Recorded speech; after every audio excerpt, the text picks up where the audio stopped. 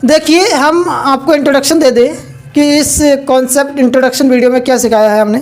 Polynomial सिखाया है, कितने प्रकार के होते हैं, क्या क्या कंसिस्ट करते हैं पॉलिनोमियल। उसके बाद क्या सिखाया है हमने, उसके बाद सिखाया है एग्जांपल्स ऑफ पॉलिनोमियल, तीनों टाइप्स के जो पॉलिनोमियल है उसके एग्जांपल्स बताए हैं। उसके बाद हमने सिखाया है आपके तीनों टाइप्स के सम एंड जीरोज कैसे निकलते हैं। और फाइनली हमने सिखाया है आपके लिए इस इंट्रोडक्शन वीडियो में कि रिप्रेजेंट कैसे किया जाता है ग्राफ, और अपना लीनियर पॉलिनोमियल, क्वाड्रेटिक पॉलिनोमियल और हायर डिग्री पॉलिनोमियल के ग्राफ कैसे रिप्रेजेंट होते हैं और उनके जीरोज। ठीक है। हेलो दोस्तों, नमस्कार। आपका बहुत बहुत स्वागत अपने यूट्यूब चैनल बाइकयार क्लासेस में। बाइकयार क्लासेस को सब्सक्राइब करें, बेल आइकन दबाएं। वीडियो अच्छी लगे तो लाइक करें, शेयर करें एंड कमेंट करें। आज हम शुरू करते हैं अपना class 10th maths NCERT chapter 2 polynomial का इंट्रोडक्शन पार्ट। ठीक है, तो हम इसमें समझेंगे कि पॉलिनोमियल है क्या, पॉलिनोमियल में क्या क्या पढ़ना पड़ता है और कितने प्रकार से पॉलिनोमियल होती हैं। तो पॉलिनोमियल को हिंदी में कहते हैं बहुपद। बहुपद का यदि हम मीनिंग देखें तो बहु मतलब बहुत, पद मतलब टर्म्स, कई तरीके के एक्सप्रेशन। ठीक है, तो इसमें क्या क्या होता है पॉलिनोमियल में, सेवरल टर्म्स एंड वेरिएबल्स, कई तरीके के टर्म्स होते हैं, पद होते हैं और वेरिएबल होते हैं। वेरिएबल वो संख्या होती है जो हमारे मैथमेटिक्स में अननोन नंबर होती है। और contain different powers of the same variable. Same variable का अलग अलग पावर्स पॉलिनोमियल में पढ़ना पड़ता है। तो देख लेते हैं। पहले हम आपको सिखाते हैं वेरिएबल्स। वेरिएबल्स क्या है, जो आपने पढ़ रखा है पहले, आप जानते हैं कि वेरिएबल है क्या। तो वेरिएबल जो आपने याद की है अपनी ए से लेकर स्मॉल लेटर में ए से लेकर जेड तक, जो ABCD आपने याद की है वो ही वेरिएबल हैं, या कहे कैपिटल में A to Z। ये सब हमारे क्या है, वेरिएबल नंबर्स हैं। यदि हम इनको मैथ में स्टडी करें तो इनको अननोन नंबर के नाम से भी जानते हैं। टर्म्स इनसे ही मिलकर बनते हैं, इन्हीं की मदद से बनते हैं। जैसे मैं लिखूं x, ठीक है, x एक टर्म है। यदि आप कहें कि कोफिशिएंट के बिना टर्म हो सकता है या कहें कांस्टेंट के बिना टर्म हो सकता है, तो हाँ, हो सकता है। ज़रूरत नहीं है कि कोफिशिएंट और कांस्टेंट होना ही चाहिए टर्म बनने के लिए। एक टर्म ये भी हो सकता है x² + bx + c, और यहाँ कोफिशिएंट a, ये भी हमारा एक टर्म है। किसकी मदद से है, वेरिएबल ऑफ x की मदद से है। कोफिशिएंट a है, b है, कांस्टेंट c है। और दिखाते हैं आपके लिए, ay³ + ay² + ay + d। ठीक है, यहाँ ये चेंज करते रहो कोफिशिएंट। ठीक है, ये भी हमारी एक टर्म है और इन सबको एक्सप्रेशन भी कहते हैं। अब एक्सप्रेशन और इक्वेशन में क्या डिफरेंस होता है वो मैं आपके लिए आगे चैप्टर्स में बताऊंगा। ठीक है, ये तो हो गए हमारे वेरिएबल, ये हो गए वेरिएबल, और टर्म्स ये हो गए। इस तरीके के हमारे क्या होते हैं, टर्म्स होते हैं। और भी लिख सकते हैं 2x + c, और भी लिख सकते हैं 2x + 5x + 6। ठीक है, इस तरीके से होते हैं हमारे टर्म्स। अब आते हैं contain different powers of the same variable, मतलब सेम वेरिएबल, एक ही वेरिएबल पर कैसे अलग अलग पावर्स की स्टडी की जाती है बाय पॉलिनोमियल, तो हम जानते हैं। देखिए, वेरिएबल हम x लेकर चल रहे हैं, x वेरिएबल मानते हैं, तो हमारा ax + b एक हमारा क्या है, वेरिएबल के साथ एक एक्सप्रेशन है जिसमें पावर x की 1 है। यदि मैं लिखूं कि केवल x एक हमारा है, कुछ इसके ऊपर कोई पावर है, तो हाँ, पावर 1 है x के ऊपर, और ये हमारा एक्सप्रेशन भी है। ठीक है, और लिखते हैं ax² + bx + c। अब आप यहाँ देखते हैं कि यहाँ पर कोफिशिएंट a है, x² है, प्लस कोफिशिएंट b है, x है, + c कांस्टेंट टर्म है। ठीक है, तो यहाँ एक वेरिएबल है। पूरी एक्सप्रेशन में क्या है, एक वेरिएबल चल रहा है x और x, जिसकी पावर एक बार 2 है, एक बार 1 है। तो क्या हो गया, डिफरेंट पावर्स हो गई। और लिख देते हैं ay³ + by² + cy + d। ठीक है, अब यहाँ देखिए, वेरिएबल एक है बाई, लेकिन पावर्स क्या है, डिफरेंट है, 3 है, 2 है, 1 है। ठीक है, तो ये क्या है, डिफरेंट पावर्स हो गई। y क्वाड्रेटिक अब देखते हैं इसको और दूसरे तरीके से लिख देते हैं 2x³ plus 4x² plus 6x। ठीक है, तो ये क्या है, ये भी एक हमारा सेम वेरिएबल के साथ अलग अलग पावर्स का कॉम्बिनेशन है। अब हम बढ़ते हैं आगे। आप सीख चुके होंगे जो मैं समझाना चाहता हूँ कि सेवरल टर्म्स वेरिएबल्स और सेम वेरिएबल डिफरेंट पावर्स। अब सीखते हैं डिग्री ऑफ पॉलिनोमियल। क्या सीखेंगे? Degree of polynomials. ठीक है, डिग्री ऑफ पॉलिनोमियल्स में हमें क्या पढ़ना पड़ेगा कि डिग्री पता लगेगी कि पॉलिनोमियल की डिग्री क्या क्या होती है। पहले हमें पॉलिनोमियल जानना है कि पॉलिनोमियल वास्तव में होते कितने प्रकार के हैं। ठीक है, पॉलिनोमियल कितने प्रकार के होते हैं? हमारे 10th क्लास में मोस्टली 3 प्रकार पढ़ाए गए हैं, 3 टाइप्स के, और होते 4 के भी हैं, 5 के ज़्यादा, 4 का ज़्यादा नहीं पढ़ाया गया है, एक आध क्वेश्चन आ जाता है कभी कभार, लेकिन 4 प्रकार के 10th में पढ़ाए गए हैं, बाकी ज़्यादा प्रकार के होते हैं आगे जब हम ग्रेजुएशन करते हैं तब। ठीक है, तो 3 प्रकार के पढ़ लेते हैं हम अभी। अधिकतर 3 प्रकार के ही आते हैं, पूछे जाते हैं। ठीक है, पहला होता है लीनियर पॉलिनोमियल। दूसरा होता है क्वाड्रेटिक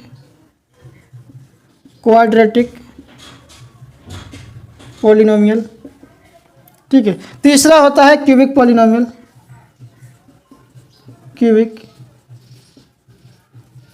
पॉलिनोमियल।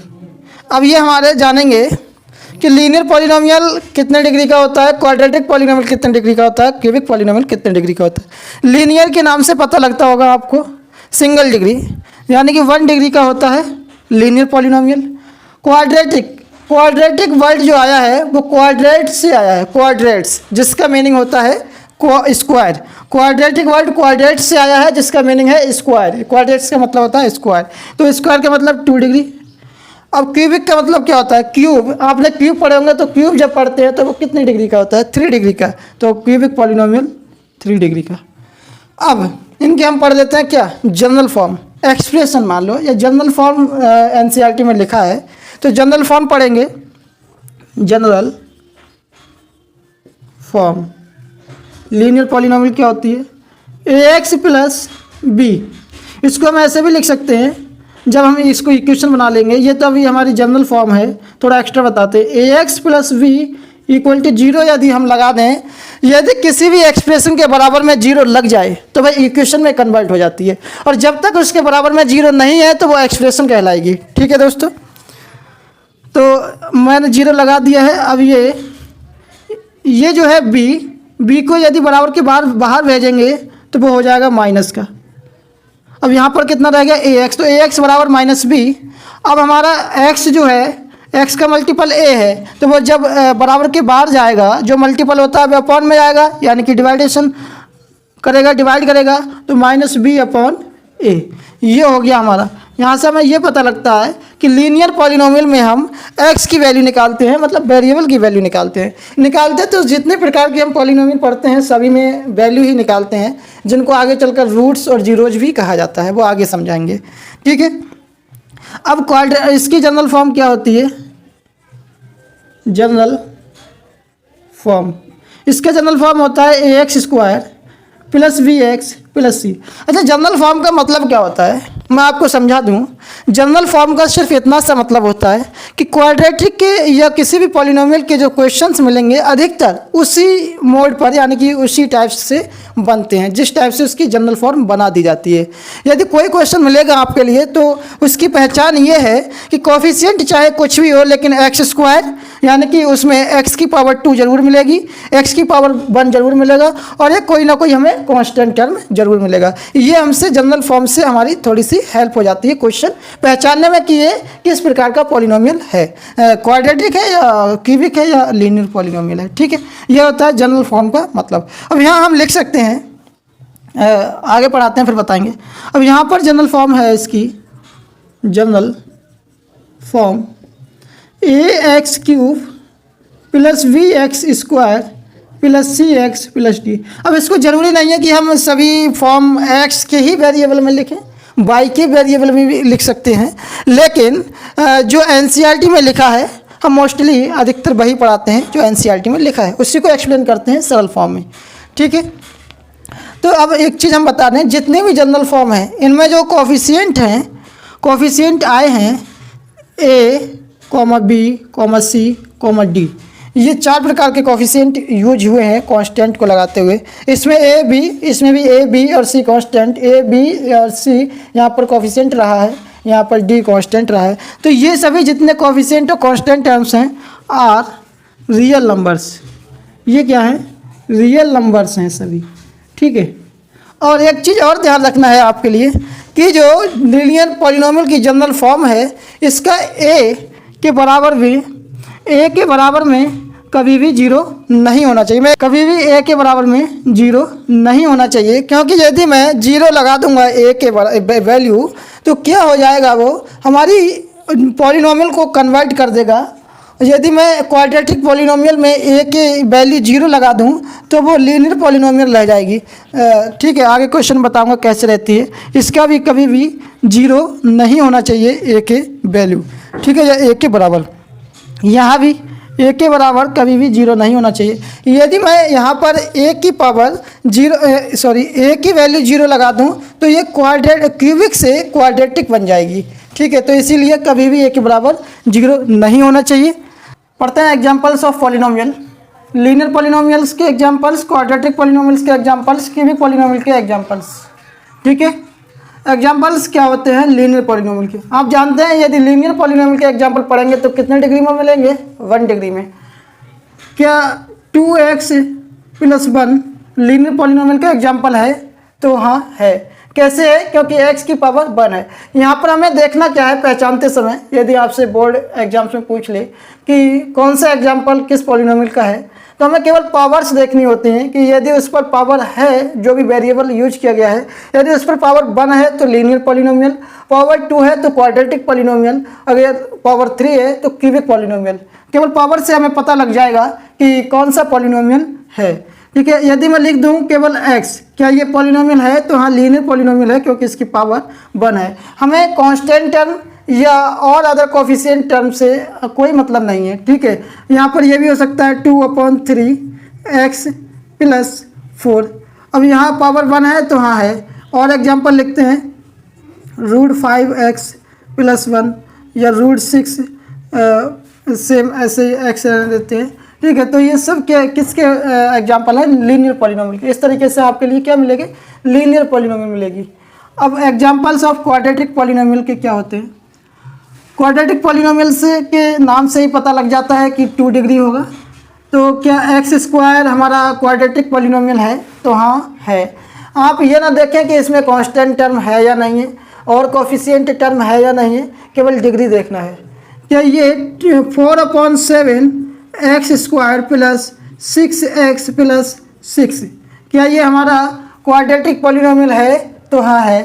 ठीक है, मैं लिखूँ √7x², क्या ये पॉलिनोमियल है क्वाड्रेटिक? तो हाँ है। क्या मैं लिख सकता हूँ 13 √x² + 2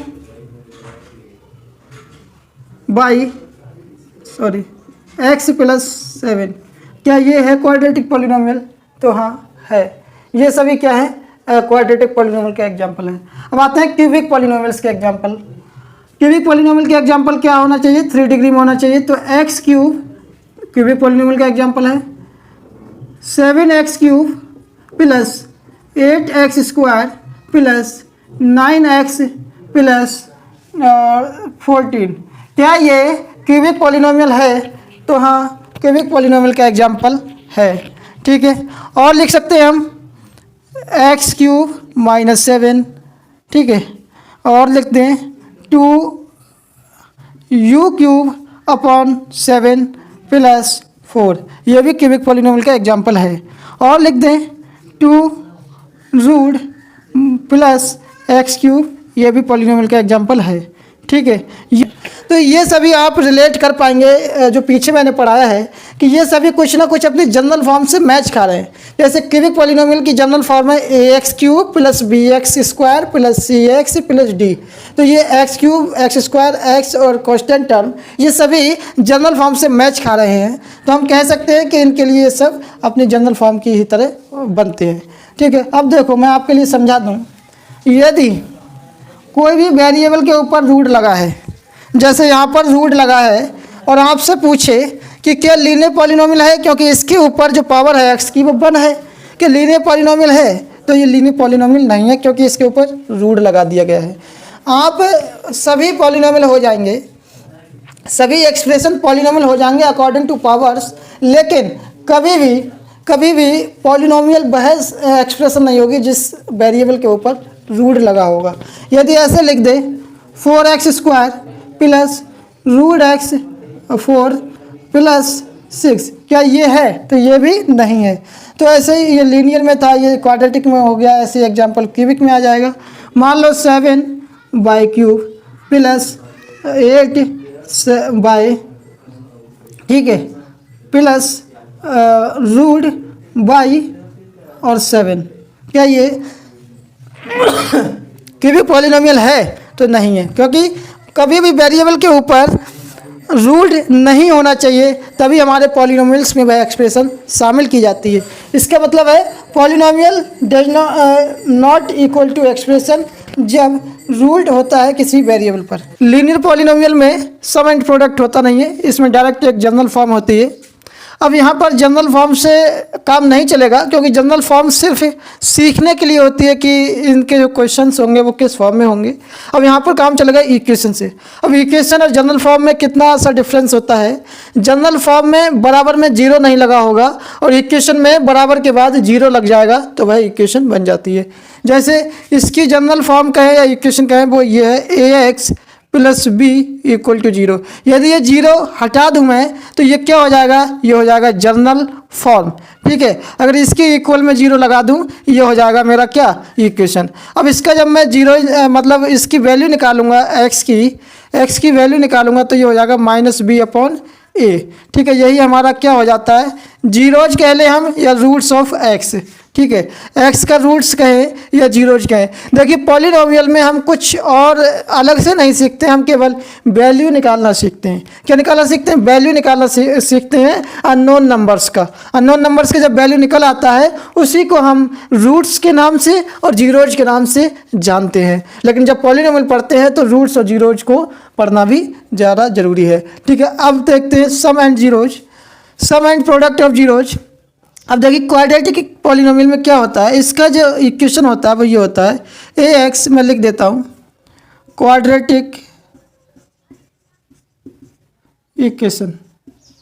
क्या होता है ये?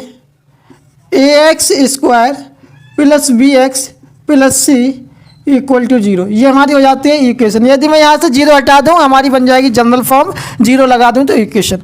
अब देखो यहाँ पर जो मेरा a है, b है, वो c है, ये क्या है? कोफिशिएंट है। अब मैं एक चीज़ बता दूँ आपको, जो जीरोज होते हैं वो किससे डिनोट किए जाते हैं क्वाड्रेटिक इक्वेशन के? तो मैं लिखता हूँ alpha and beta are zeros और रूट्स ऑफ क्वाड्रेटिक इक्वेशन। ठीक है, ये क्या है? अल्फा एंड बीटा जीरोज के हैं या रूट्स के हैं, ये क्वाड्रेटिक इक्वेशन के हैं, ये रिप्रेजेंट किए जाते हैं। ठीक है, अल्फा बीटा। अब मैं बता दूं आपको कि A B C, A and B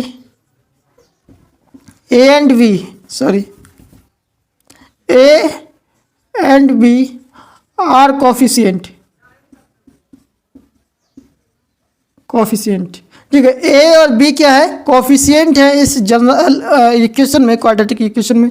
और सी जो है, सी इज कांस्टेंट टर्म। ठीक है, अब मैं बता दूं, एक तरीके से ये है हमारी क्वाड्रेटिक इक्वेशन, दूसरे तरीके से हम लिखेंगे other type quadratic equation. X square ये एक्स स्क्वायर है, एक कोफिशिएंट अलग हट जाता है, एक्स स्क्वायर प्लस एक्स और अल्फ़ा प्लस बीटा, ठीक है, और प्लस अल्फ़ा इंटू बीटा बराबर 0। एक दूसरा टाइप हमारा ये है क्वाड्रेटिक इक्वेशन लिखने का, ठीक है। अब हम इसका ज़रा फार्मूला देख लें कि किससे हमारा क्या निकलता है। तो देखिए, यदि मैं लिखूं क्या, अल्फ़ा प्लस बीटा बराबर होता है मेरा माइनस बी अपॉन ए। और ये माइनस बी अपॉन ए क्या आया है, ये आया है coefficient of x minus coefficient of x upon coefficient of x square, ठीक है।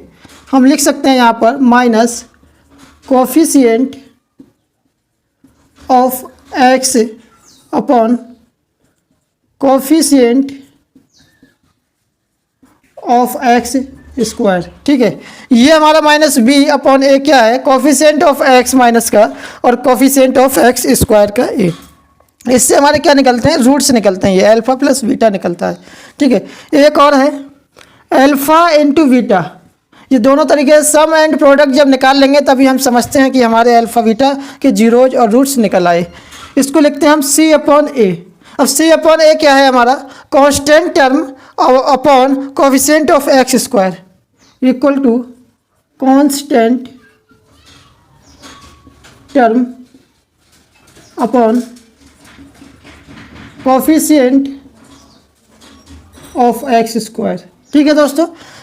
मैं समझता हूँ कि जो मैं समझा रहा हूँ आपके समझ में आता होगा। अब हम आते हैं अपने क्यूबिक पॉलिनोमियल पर।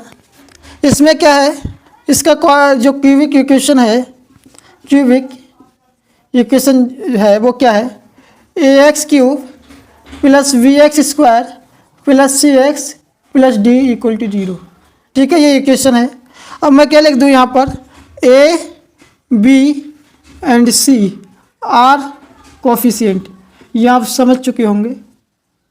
ए बी सी क्या है, कोफिशिएंट है, और D is constant term, constant term, ठीक है। अब हमारा क्या है, इसको हम क्या लिख सकते हैं, अब जो इसके रूट्स और जीरोज को हम डिनोट करते हैं वो भी क्या है, alpha beta and gamma are zeros और रूट्स, ठीक है। Alpha beta and gamma zeros है या कहें रूट्स हैं, ठीक है। अब इसका जो हमारा फार्मूला बनता है वो क्या बनता है, alpha plus beta plus gamma equal to minus b upon a, minus b upon a. इसका भी क्या है, माइनस कोफिशिएंट, बताऊंगा अभी बोर्ड में कि कैसे क्या करना है, minus coefficient of x square upon coefficient of x cube, ठीक है। अब इसका क्या है, alpha beta plus beta gamma plus gamma alpha, इसका क्या है, सी अपॉन ए। इसको हम कैसे लिख सकते हैं, coefficient of x upon coefficient of x cube, ठीक है। कोफिशिएंट ऑफ एक्स क्यूब, और एक तीनों, जब हम तीनों टाइप से निकाल लेंगे इसके रूट्स तब हमें श्योर होता है, तब हम श्योर होते हैं कि ये रूट्स जो है वो क्यूबिक पॉलिनोमियल के हैं या जीरोज। अब लिखते हैं डी अपॉन ए, माइनस का, माइनस क्यों, ये इसलिए आता है क्योंकि जब हम इस कांस्टेंट को बराबर के बाद ले जाएंगे तो ये माइनस का हो जाएगा। तो हम लिख सकते हैं minus constant term upon, minus constant term upon coefficient of x cube, ठीक है। ये हमारा क्या हो गया, sum and product of zeros and cubic equation और क्वाड्रेटिक इक्वेशन और लीनियर पॉलिनोमियल का मैंने निकाल दिया कि जीरोज और हमारे ये रूट्स कैसे निकलते हैं, ठीक है। अब polynomial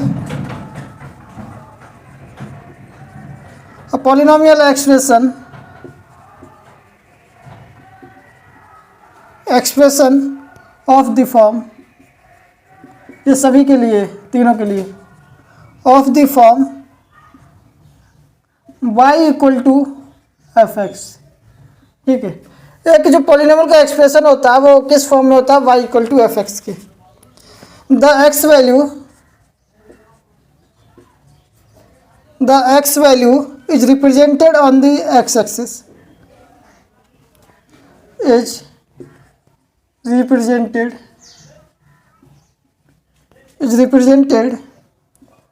on the x axis। इसी तरीके से the y value is represented on the y axis।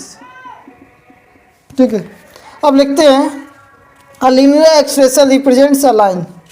जो लीनियर इक्वेशन है, a linear equation represents a line. ठीक है, a quadratic equation, a quadratic equation represents a curve line. ठीक है, और हायर डिग्री लिख सकते हैं, and a higher degree, higher degree भी, एंड अ हायर डिग्री। ठीक है, और हायर डिग्री भी क्या करते हैं, कर्व की लाइन फॉर्म करते हैं। पहले लीनियर पॉलिनोमियल का देख लेते हैं। ये हमारा वाई एक्सिस खींच लेते हैं और ये एक्स एक्सिस। ठीक है, अब ये हो गया जीरो ओरिजिन। यहाँ से हम कोई भी लाइन खींच दें, ये यदि एक्स एक्सिस पर इंटरसेक्ट करती है तो अल्फ़ा कॉमा जीरो, एक्स के जीरो जो है वो अल्फ़ा है। ये हो गया लीनियर पॉलिनोमियल। ठीक है, अब क्वाड्रेटिक का काम करते हैं। क्वाड्रेटिक में क्या बताया कि कर्व लाइन होती है, एक्स, ये हो गया वाई एक्सिस, यहाँ से एक्स एक्सिस। ठीक है, और ये ओरिजिन जीरो। अब हम इसको कर्व की तरह लेके जाते हैं। ये कर्व बन गया डाउनवर्ड में, यहाँ पर जब इंटरसेक्ट कर रही है और एक यहाँ पर इंटरसेक्ट कर रही है तो यहाँ पर क्या हो जाएगा, अल्फ़ा कॉमा जीरो। ठीक है, क्योंकि एक्स को इंटरसेक्ट कर रही है तो अल्फ़ा कॉमा जीरो। ठीक है, अब ये हो गया हमारा क्वाड्रेटिक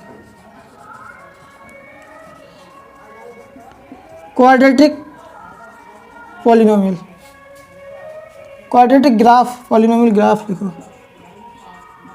ठीक है, अब हमारा यही होता है। दूसरा अगर हम बना दें, y axis, x axis zero, और ऐसे भी जा सकता है। ठीक है, फिर नीचे आ सकता है। ये सब हमारी क्या है, ग्राफ है। मान लो यहाँ पर अल्फ़ा कॉमा जीरो, इसका बीटा कॉमा जीरो, इसका गामा कॉमा जीरो। ये हमारे क्या हो जाते हैं, एक्स के जीरोज हो जाते हैं या कहीं रूट्स हो जाते हैं। तो इस तरीके से क्या होता है, ग्राफ का रिप्रेजेंटेशन होता है हमारे पॉलिनोमियल्स में।